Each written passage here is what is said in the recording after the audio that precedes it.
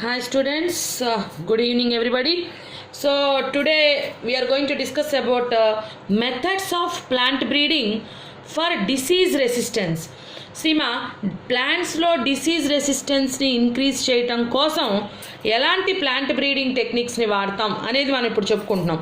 ఎలాంటి plant breeding టెక్నిక్స్ని వాడతాం అంటే ఎక్కువగా కన్వెన్షనల్ బ్రీడింగ్ చేస్తాం లేదా మ్యూటేషన్ బ్రీడింగ్ చేస్తాం.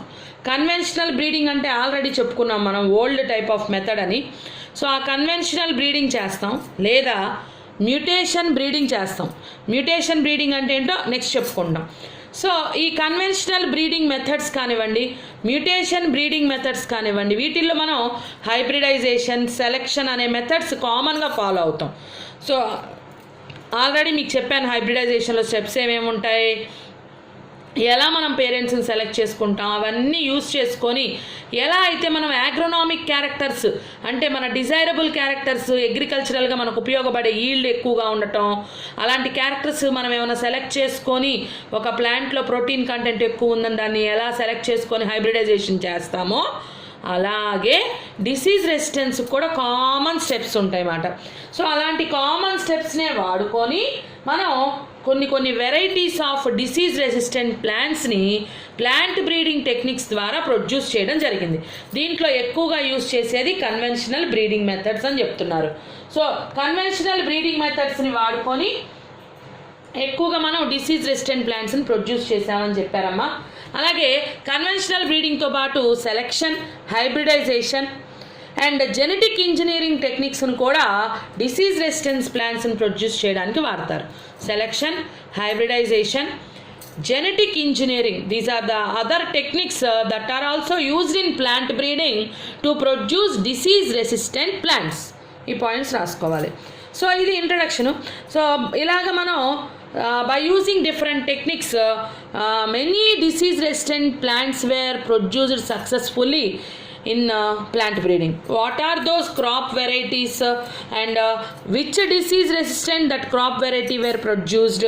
అదంతా ఒక లిస్ట్ అమ్మా. చూడండి, ఇప్పుడు ఇది క్రాప్ మాట. ఫస్ట్ రోలో క్రాప్ రాసుకుంటాం, అంటే ఏ పంటని మనం సెలెక్ట్ చేసుకున్నాం, ఆ పంటలో మనం కొత్తగా ప్రొడ్యూస్ చేసిన వెరైటీ ఏంటి, ఆ వెరైటీ పేరు, ఆ వెరైటీ ఏ డిసీజ్కి రెసిస్టెన్స్ని తెచ్చుకుంది ప్లాంట్ బ్రీడింగ్ వాడుకొని అని ఈ టేబుల్ ఇలాగ crop, variety, resistant to disease, resistance to disease అని ఓ టేబుల్ వేసుకుంటాం. క్రాప్ చూడండి, వీట్ అనే క్రాప్లో వెరైటీ ప్రొడ్యూస్ చేసింది ఏం వెరైటీ? హిమగిరి అంటారమ్మా. సో ఇన్ వీట్ హిమగిరి అనే వెరైటీని ప్రొడ్యూస్ చేయడం జరిగింది. ఈ హిమగిరి ఏ డిసీజెస్కి రెసిస్టెంట్గా వచ్చిందంట? లీఫ్ అండ్ స్ట్రైప్ రస్ట్ అనే ఒక disease. Leaf and stripe rust అంటే లీవ్స్కి రస్ట్ పట్టినట్టుగా వస్తుందమ్మా. స్ట్రైప్స్గా కూడా వస్తుంది అన్నమాట. ఆ డిసీజ్ పేరు లీఫ్ అండ్ స్ట్రైప్ రస్ట్ అనేది ఒక డిసీజ్.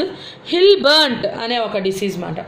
సో వీటిలో హిమగిరి అనే వెరైటీని ఏ డిసీజ్కి రెసిస్టెన్స్గా మనం ప్రొడ్యూస్ చేసాం అంటే leaf and stripe rust, hill burnt అంటారు. అలాగే బ్రాసికా అంటే ఆవాల్ లాంటి వెరైటీస్, బ్రాసికా స్పీషీస్ అంటే అన్నీ వస్తాయమ్మా. సో ఈ బ్రాసికా స్పీషీస్లో క్రాప్లో మనం ఏ వెరైటీని ప్రొడ్యూస్ చేసామంట ప్లాంట్ బ్రీడింగ్ వాడి ప్యూజా స్వర్ణం. ఇవి గుర్తుపెట్టుకోవాలి, ఈ టేబుల్ మీదే బిట్స్ వస్తాయన్నమాట. బ్రాసికా క్రాప్లో ప్యూజా స్వర్ణం, ఇది ఏ డిసీజ్కి అగెయిన్స్ట్గా ప్రొడ్యూస్ చేసాం? White rust. బ్రాసికా, ప్యూజా స్వర్ణం, వైట్ రస్ట్. అలాగే cauliflower, ప్యూజా Shubhra, Pusa snowball K1, ప్యూజా Shubhra, Pusa snowball K1 అని ఇలా రాస్తారమ్మా. ప్యూజా శుభ్ర, ప్యూజా స్నోబాల్ K1 అనే వెరైటీస్ కాలీఫ్లవర్వి. సో ఒక్కొక్కసారి బిట్టిస్తాడు, Pusa Shubhra belongs to which crop variety అని. అట్లా మనం గుర్తుపెట్టుకోవాలి, టేబుల్ బట్టి కొట్టాలన్నమాట. Pusa Shubhra, Pusa snowball K1 cauliflower variety. It is produced against black rot and curl blight black rot, CURL, curl blight black rot. Black rot అనే disease curl blight, black rot అనే డిసీజ్కి కూడా అగెయిన్స్ట్గా ఈ కాలీఫ్లవర్లో ప్యూజా శుభ్రా, ప్యూజా స్నోబాల్ K1 అనే వెరైటీస్ ప్రొడ్యూస్ చేశారు. ఇది table నేను text book నుంచి ఫోటో తీసి మీకు గ్రూప్లో పెడతానమ్మా. జస్ట్ మీకు ప్రొనౌన్స్ చేయటము ఏ వెరైటీ ఏంటని తెలియటం కోసం చెప్తున్నాను అనమాట. తర్వాత ఇంకో 2 వెరైటీస్ కూడా మనం గుర్తుపెట్టుకోవాల్సినవి ఉన్నాయి. అవేం చూడండి. కౌపీలో ప్యూజా కోమల్ అనే వెరైటీ ప్రొడ్యూస్ చేశారు అగెయిన్స్ట్ బ్యాక్టీరియల్ బ్లైట్ అమ్మ. Bacterial blight cowpea Pusa Komal bacterial blight against bacterial blight. అలాగే చిల్లీ ప్యూజా సాదాబహార్.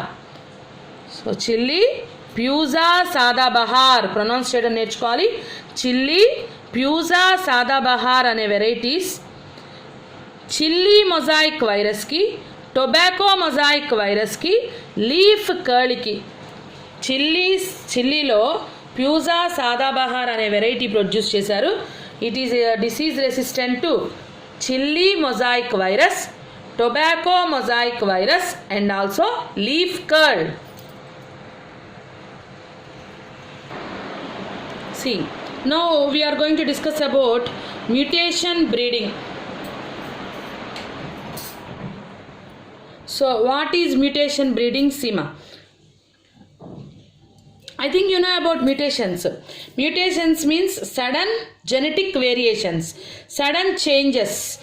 సో జెనెటికల్గా జరిగే సడన్ వేరియేషన్స్నే మ్యుటేషన్స్ అంటారు. ఆ జెనెటిక్ వేరియేషన్ లేదా నైట్రోజనస్ బేసెస్ ఉంటాయి కదా డిఎన్ఏలో, ఆ బేస్ సీక్వెన్స్లో కొంచెం చేంజ్, ఒక న్యూక్లియోటైడ్ చేంజ్ అయినా లేదా ఒక బేస్ పేర్ చేంజ్ అయినా అప్పుడు మ్యుటేషన్ వచ్చింది అన్నమాట. So genetic variations are changes in base sequence, దాన్నే మ్యుటేషన్స్ అంటారు. అలాంటి ఏమైనా మ్యుటేషన్స్ జరగటం వల్ల ఏమవుతుందంటే పేరెంట్స్లో లేని ఒక కొత్త క్యారెక్టర్ మనం ఆఫ్ స్ప్రింగ్స్లో చూస్తాం అన్నమాట, వచ్చిన న్యూ జనరేషన్లో చూస్తాం. So because of mutations a new character will be created in the offsprings which is not found in the parental types. Seema definition చూడండి. Genetic variations are change in base sequence creates a new character which is not found in parental types. Parental టైప్స్లో లేని ఒక కొత్త క్యారెక్టర్ని create చేయటం జరుగుతుంది అన్నమాట వచ్చిన ఒక ఆఫ్ స్ప్రింగ్లో. దేనివల్ల? జెనెటిక్ వేరియేషన్స్ వల్ల, అంటే మ్యుటేషన్స్ వల్ల. ఆ మ్యుటేషన్స్ ఎవరు కాజ్ చేస్తారు? యాక్చువల్గా న్యాచురల్గా కూడా జరుగుతాయి, ఆర్టిఫిషియల్గా కూడా జరుగుతాయి. So mutations are of 2 types. Natural mutations or induced mutations అంటారు. Natural mutations will occur naturally because of environmental changes. Induced mutations are artificial mutations.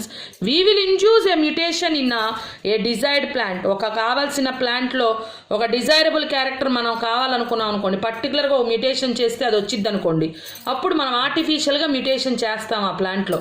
దాన్ని artificial mutations or induced mutations అంటారు.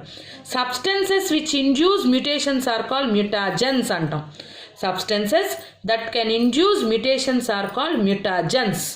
Mutagens 2 types ఉంటాయి. Chemical mutagens ఉంటాయి, అలాగే physical mutagens ఉంటాయి. Physical mutagens అంటే radiations వస్తాయి. So physical mutations include radiations like gamma radiations, and chemical mutations will be including some chemicals. Particularly which chemical can induce mutation, it depends and it changes from species to species. Some particular chemicals can cause mutations. So induced mutations, that is mutations can be induced either by radiations or by chemicals అని గుర్తుపెట్టుకోండమ్మా. So ఇది genetic variations are mutations అంటే. If you use mutations in plant breeding technique, that is called mutation breeding. Simple definition. If we use mutations in the plant breeding, then that is called mutation breeding.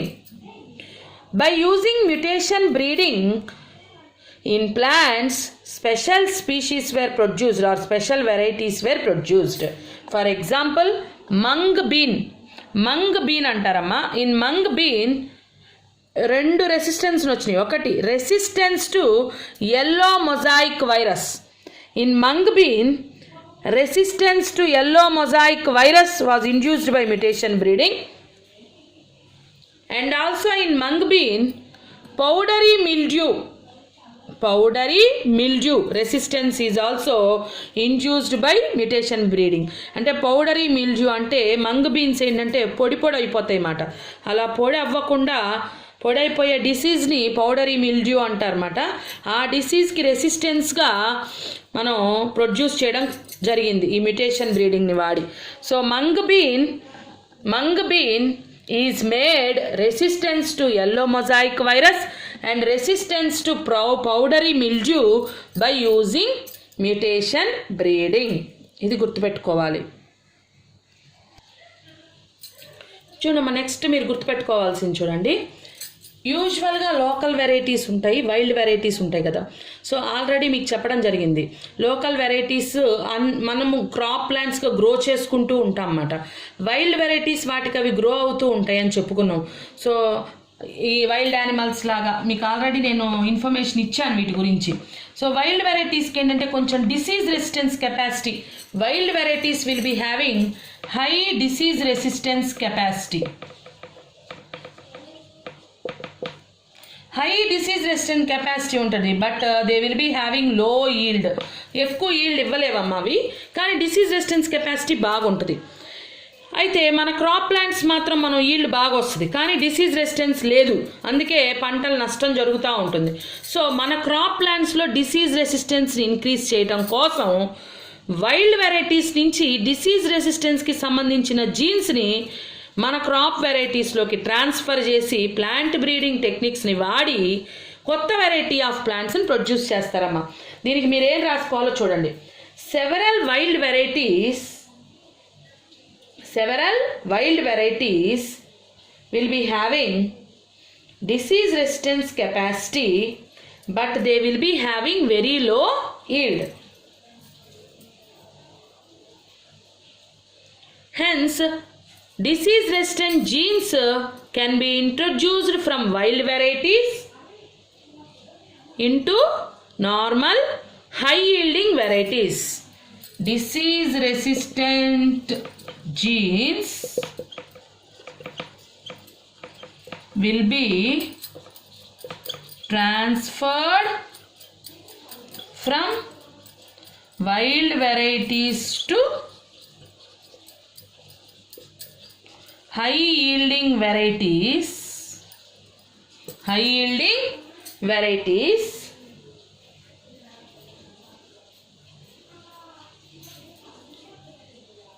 to increase the disease resistance. Example, resistant to yellow mosaic virus.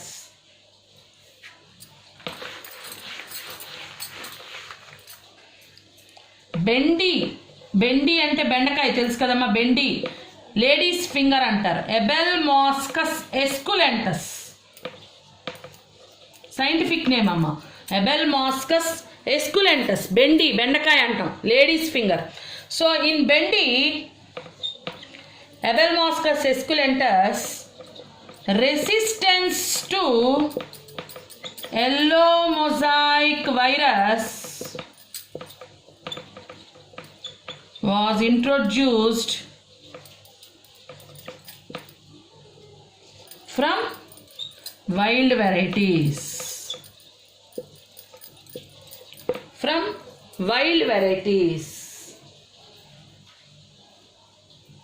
So wild varieties నుంచి అలా disease resistant gene introduce చేయటం వలన it resulted in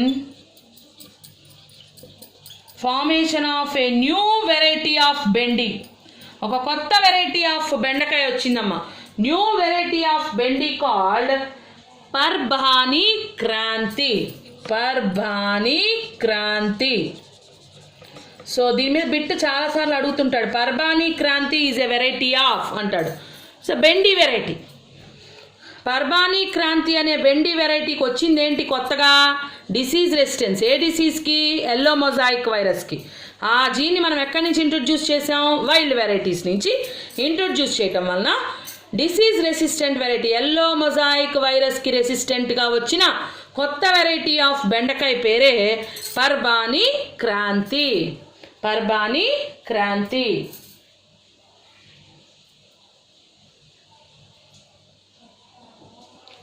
so ఇలా కొత్త పైన చెప్పుకున్న examples అన్నిటికీ కూడా మ్యూటేషన్ బ్రీడింగ్ కానివ్వండి, కన్వెన్షనల్ బ్రీడింగ్ కానీ చేసుకొని డిసీజ్ రెసిస్టెన్స్ని ప్లాంట్స్లో ఇంట్రొడ్యూస్ చేయడం జరిగింది. ఇంట్రొడ్యూస్ చేసిన తర్వాత ఈ హైబ్రిడైజేషన్ టెక్నిక్ని, సెలక్షన్ని వాడుకొని నెంబర్ ఆఫ్ ప్లాంట్స్ని ప్రొడ్యూస్ చేసుకుంటారు, డిసీజ్ రెసిస్టెంట్ వెరైటీస్ని. అలాగే plant breeding to develop resistance to insects and pests. Next topic అమ్మ, plant breeding to develop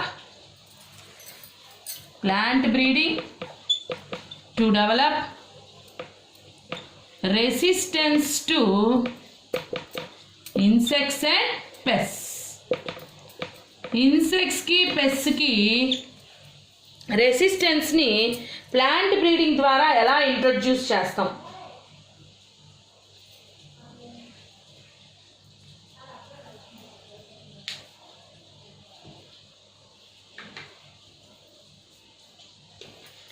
So in our crop plants, resistance to insects and pests can be introduced by some changes like morphological, biochemical or physiological changes. So resistance to insects and pests can be introduced into our crop plants by some morphological,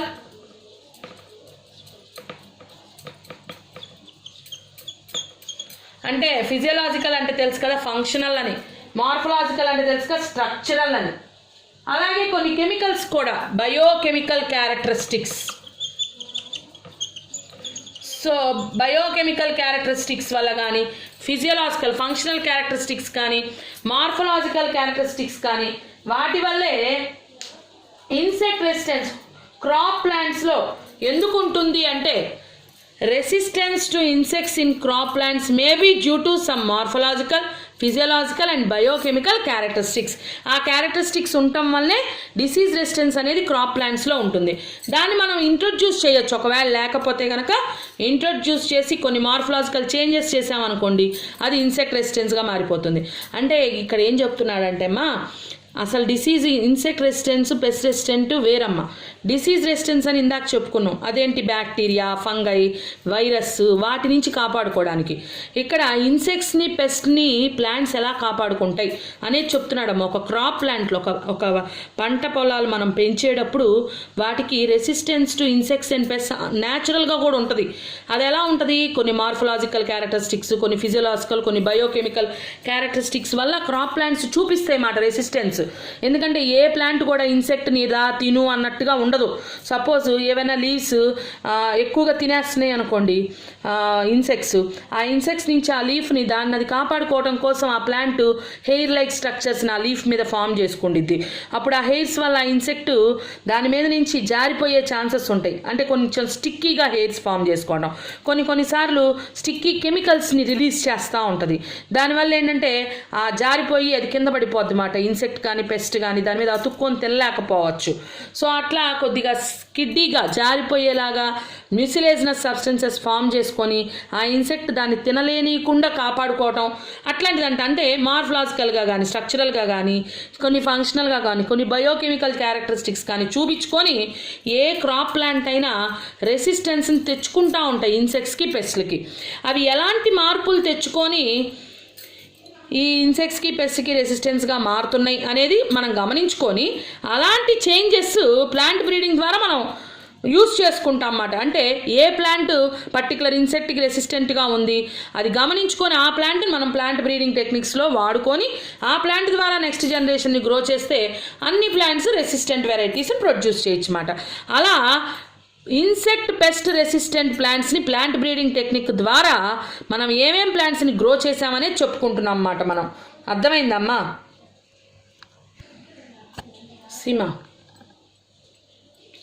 already I told you hairy లీవ్స్ని produce చేసుకోవటం వలన న్యాచురల్గానే ప్లాంట్స్కి కొన్ని insects, pest నుంచి resistance ఉంటుందని చెప్పాను కదమ్మా. So వాటికి examples చెప్తున్నాం అన్నమాట. హెయిరీ లీవ్స్ మీద హెయిర్స్ లాంటి చిన్న చిన్న స్ట్రక్చర్స్ ఫామ్ చేసుకుంటుంది. దానివల్ల రెసిస్టెన్స్ టు జాసిడ్స్, ఇన్సెక్ట్స్లో ఒక జాతమ్మ జాసిడ్స్ అంటారు, అలాంటి జాసిడ్స్ నుంచి రెసిస్టెన్స్ కాటన్లో వచ్చింది అన్నమాట హెయిరీ లీవ్స్ ప్రొడ్యూస్ చేసుకోవటం వలన. So by farming hairy leaves resistance to insects and pests can be introduced. So hairy leaves produce చేసి ప్లాంట్ బ్రీడింగ్ టెక్నిక్స్ ద్వారా మనమే రెసిస్టెన్స్ టు జాసిడ్స్ అనే ఇన్సెక్ట్స్కి రెసిస్టెన్స్ని మనం క్రియేట్ చేసాం అన్నమాట. ఏ క్రాప్లో? కాటన్లో. So hairy leaves are used to introduce resistance to jassids in cotton. Cereal leaf beetle in వీట్లో సెరల్ లీఫ్ బీటిల్ అంటారమ్మా. సెరల్ లీఫ్ బీటిల్ అనే ఒక డిసీజ్, దానికి రెసిస్టెన్స్ని మనం ఇంట్రొడ్యూస్ చేసామన్నమాట. అంటే ఈ స్ట్రక్చర్ అది సెరల్స్లో లీఫ్ బీటిల్ అనేది ఒక పర్టికులర్ లీవ్స్ ఆ డిసీజ్ని ఎదుర్కొని అలాగే ఇన్సెక్ట్స్ని పెస్ట్ని కూడా దగ్గరికి రానియకుండా ఉంటుంది అన్నమాట. ఇది కొత్త వెరైటీ సెరల్ లీఫ్ బీటిల్ అని వీట్లో ప్రొడ్యూస్ చేయడం జరిగింది. అలాగే వీట్స్లో సాలిడ్ స్టెమ్స్ని ప్రొడ్యూస్ చేశారమ్మా. సాలిడ్ స్టెమ్స్ ఉంటాం మళ్ళీ వీట్ అనేది మీకు ఐడియా ఉండే ఉంటుంది. వీట్ స్టెమ్ ఎలా ఉంటుందంటే కొంచెం హాలో స్టెమ్స్ ఉంటాయి అన్నమాట. So hollow stems, because of hollow stems ఏమవుతుందంటే సాఫ్ట్ ఫ్లైస్, సాఫ్ట్ ఫ్లైస్ అంటారు కదా, ఈ సాఫ్ట్ ఫ్లైస్ ఏం చేస్తాయంటే స్టెమ్లోకి వెళ్ళిపోయి ఆ హాలో స్టెమ్స్లో నిలవుంటూ ఉంటాయి అన్నమాట. సో వాటిలో షెల్టర్ తీసుకుంటాయి. సో వీట్స్లో ఏం చేశారంట, సాలిడ్ స్టెమ్స్ని ప్రొడ్యూస్ చేయటం వలన ఆ స్టెమ్ సాఫ్ట్ ఫ్లైస్ ప్రిఫర్ చెయ్యవు. సాలిడ్ స్టెమ్స్ని ప్రొడ్యూస్ చేశాం కాబట్టి వీట్స్లో it is non preferable to stem soft fly. So plant breeding టెక్నిక్స్ని వాడుకొని సాలిడ్ స్టెమ్స్ని ప్రొడ్యూస్ చేసాం వీట్లో. దానివల్ల స్టెమ్ సాఫ్ట్ ఫ్లైస్ నుంచి దాన్ని కాపాడుకోవచ్చు వీట్ పంటని. ఓకేనా?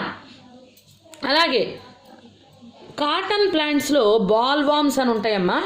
వాటి వల్లే పత్తి పంట బాగా నష్టపోవడానికి కారణం క్యాటర్ పిల్లర్స్ అంటారు చూడండి, చుట్టుకొని ఉంటుంది ఇలా మీకు తెలుసు కదా క్యాటర్ పిల్లర్ అంటే, అది చుట్టుకొని ఎప్పుడైనా ఒక పత్తి కాటన్ లీఫ్ని వెనక్కి తిప్పితే మనం ఆ లీఫ్ మీద ఎక్కువగా మనం చూస్తూ ఉంటాం అన్నమాట. అది ఇలా చుట్టుకొని పడుకొని ఉంటుంది అన్నమాట. బాల్ వామ్ అంటాం దాన్ని, బాల్ వామ్ ఆర్ క్యాటర్ పిల్లర్ అని కూడా అంటారు. సో బాల్ వామ్స్ ఎక్కువగా కాటన్ లీవ్స్ని తినేస్తూ ఉంటాయి. సో ఆ బాల్ వామ్స్ని కాటన్ లీవ్స్ అట్రాక్ట్ చేయలేదు అనుకోండి, అంటే నెక్టార్ ప్రొడ్యూస్ చేయలేదు, అట్రాక్ట్ అవ్వవు. ఆ ఫ్లవర్స్ నుంచి నెక్టార్ రాలేదనుకోండి, కాటన్ ఫ్లవర్స్ నుంచి బాల్ వామ్స్ అట్రాక్ట్ అవ్వవు. అలాగే కాటన్ లీవ్స్ని స్మూత్గా ప్రొడ్యూస్ చేసామనుకోండి, ఆ బాల్ వామ్ వచ్చి అతుక్కున్నా కూడా జారిపోద్ది మాట కిందకి. సో అలా ప్లాంట్ బ్రీడింగ్ టెక్నిక్స్ని వాడి smooth leaves nectarless cotton varieties were produced which are resistant to ball worms.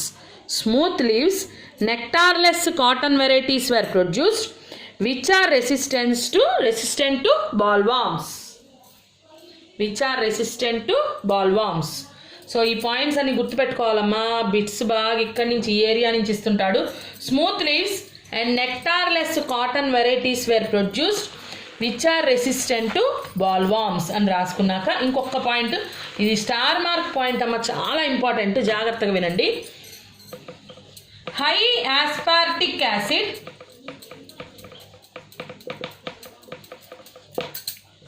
low nitrogen content and low sugar levels in maize were maintained by plant breeding such that they are resistant to stem borers. స్టెమ్కి holes పెట్టేసుకొని తినేసుకుంటూ వెళ్ళిపోతాయమ్మా, borers అంటారు వాటిని, stem borers అంటారు. So maize అసలుకే అది పాపం వీక్గా ఉంటుంది మెయిజ్ స్టెమ్.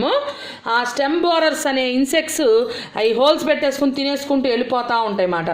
సో మెయిజ్లో మనం ప్లాంట్ బ్రీడింగ్ని వాడి ఏం క్యారెక్టర్స్ ఇంట్రొడ్యూస్ చేసి, ఇక్కడ చూడండి బయోకెమికల్ క్యారెక్టర్స్ అన్నమాట, ఈ కెమికల్స్ నేచర్ని మార్చాం మనం. దానివల్ల స్టెమ్ బోరర్ అనే ఒక ఇన్సెక్ట్ నుంచి రెసిస్టెన్స్ వచ్చింది మెయిజ్కి. ఏం కెమికల్ చేంజెస్ చేసాం మనం ప్లాంట్ బ్రీడింగ్ వాడి? High aspartic acid, low nitrogen content, low sugar ఉంచాం మెయిజ్లో. So maintenance of high aspartic acid, low nitrogen content, low sugar levels in maize will lead to resistant to stem borer. మెయిజ్లో stem borer నుంచి కాపాడుకుంటాం. So ఈ విధంగా so many varieties were produced by introducing resistance to insects and pests by using plant breeding techniques. So insect resistant pest resistant జీన్స్ని ఎక్కడి నుంచి introduce చేస్తారు plant బ్రీడింగ్లో? మనం ఆల్రెడీ జర్మ్ ప్లాజమ్ కలెక్షన్ చేశాం కదా ప్లాంట్ బ్రీడింగ్లో ఫస్ట్ స్టెప్లో. ఆ జర్మ్ ప్లాజమ్ కలెక్షన్లో మనకి ఏ జీన్ దేనికి రెసిస్టెన్స్ అనే లిస్ట్ ఉంటుందిగా, అక్కడి నుంచి జర్మ్ ప్లాజమ్ నుంచి అయినా తీసుకుంటారు. Either from germplasm collection, or from cultivated crop varieties నుంచి, ఆర్ ఫ్రమ్ రిలేటెడ్ స్పీషీస్ నుంచి, ఆర్ ఫ్రమ్ వైల్డ్ వెరైటీస్ నుంచి మన డిజైర్డ్ జీన్ని అంటే రెసిస్టెన్స్ టు ఇన్సెక్ట్ పెస్ట్ జీన్స్ని ఐసోలేట్ చేసి అవి మనం క్రాప్ ప్లాంట్స్లో ఇంట్రొడ్యూస్ చేయటం వలన అవి కూడా resistant to pest and insects అయిపోవడం జరుగుద్ది అన్నమాట. అలా ప్లాంట్ బ్రీడింగ్ టెక్నిక్ని వాడి ఇన్సెక్ట్ పెస్ట్ రెసిస్టెంట్ జీన్స్ని ఇంట్రొడ్యూస్ చేసి కొత్త వెరైటీ ఆఫ్ ప్లాంట్స్ని ఏమైనా ప్రొడ్యూస్ చేశారా అంటే దానికి ఒక టేబుల్ ఉందమ్మా.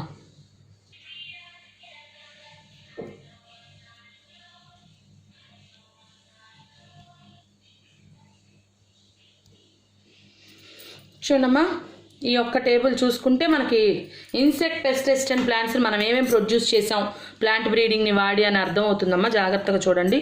ఇది క్రాప్, ఏ వెరైటీని ప్రొడ్యూస్ చేసాం, ఏ ఇన్సెక్ట్ పెస్ట్కి అగెయిన్స్ట్గా రెసిస్టెంట్గా ప్రొడ్యూస్ చేసాం అనేది ఈ టేబుల్.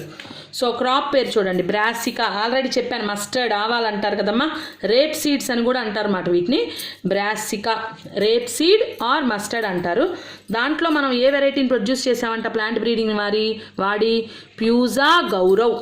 సో బ్రాసికాలో ప్యూజా గౌరవ్ అనే వెరైటీ ఎఫిడ్స్కి అగెయిన్స్ట్గా అంటే ఎఫిడ్స్కి రెసిస్టెంట్గా ప్యూజా గౌరవ్ ప్రొడ్యూస్ చేయడం జరిగిందమ్మా. సో బిట్స్ ఇలా అడగచ్చు, Pusa Gaurav was developed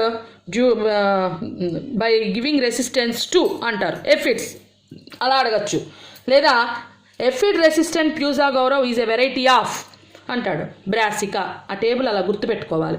flat beans అంటారు కదమ్మా, ఫ్లాట్ బీన్స్లో ప్యూజా సెమ్ 2, ప్యూజా సెమ్ 3, ప్యూజా సెమ్ 2, ప్యూజా సెమ్ 3 అవి resistant to jassids, aphids, fruit borer. ఫ్రూట్స్ని బోర్ చేస్తా వెళ్ళిపోతాయి మాట ఇన్సెక్ట్స్, అలాంటి వాటిని ఫ్రూట్ బోరర్స్ అంటారు. So Pusa Sem 2, Pusa sem 3 jassids, aphids, fruit బోరర్స్కి రెసిస్టెంట్గా ప్రొడ్యూస్ చేయడం జరిగింది. అలాగే ఒక్రా అనేది ఒక బెండి వెరైటీ, ప్యూజా సవానీ, ప్యూజా సవానీ, ప్యూజా A4 అనే వెరైటీస్ ప్రొడ్యూస్ చేశారు. They are resistant to shoot borer and fruit borer, shoot borer and fruit borer. ఈ టేబుల్ బై హార్ట్ చేయాలి, జాగ్రత్తగా నేర్చుకోవాలమ్మా. ఇందాక టేబుల్ ఏమో డిసీజ్ రెసిస్టెన్స్ని ఎలా ఇంట్రొడ్యూస్ చేసాం, ఏం వెరైటీస్ ప్రొడ్యూస్ చేసాం అనేది ఒక టేబుల్ అమ్మ. ఇవి ఇన్సెక్ట్ పెస్ట్ రెసిస్టెంట్ వెరైటీస్ ఏంటి, ఏ ఇన్సెక్ట్కి అగెయిన్స్ట్ రెసిస్టెంట్గా మనం ప్రొడ్యూస్ చేసామనేది ఈ టేబుల్. దీంతో మనకి ఈ టేబుల్స్ అయిపోయినాయి. నెక్స్ట్ టాపిక్ ఏంటంటే plant breeding is used for improving food quality. అదేంటో చూద్దాం నెక్స్ట్ వీడియోలో. ఓకేమా, బాయ్.